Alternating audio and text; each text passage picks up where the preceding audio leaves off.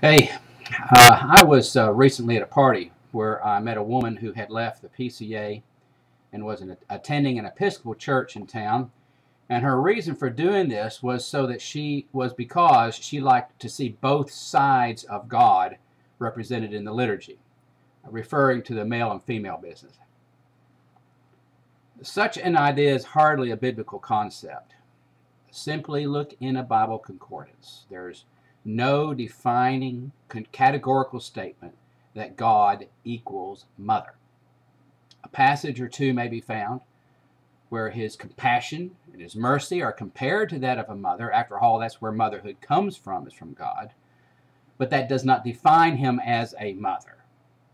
His compassion is elsewhere compared to that of a father and even a chicken. These are similes, not definitions. If you want motherhood, motherhood is identified in the church. It's the church herself. Paul says in Galatians chapter 4, verse 26, "But Jerusalem, which is above, is free, who is the mother of us all." If you look for references to God as Father in the concordance, the contrast with the lack of references to mother is very striking. The main source of this understanding of God is from the Son of God himself, Jesus. He constantly speaks of God as our Heavenly Father and tells us plainly to think of him as such and to call him such.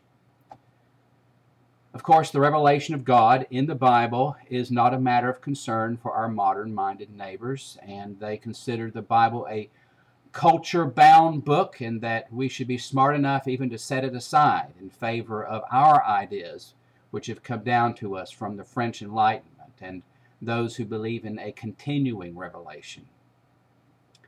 However, the Bible describes itself as that which, far from being a culture-bound book, is instead to be a culture-ruling book, a culture-changing book.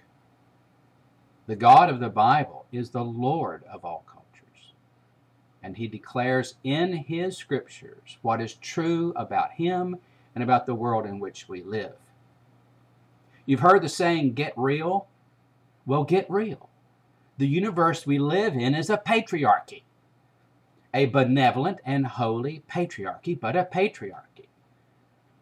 In the 20th century, we threw out the bathwater and the baby all together when we decided that patriarchy was some great, terrible thing.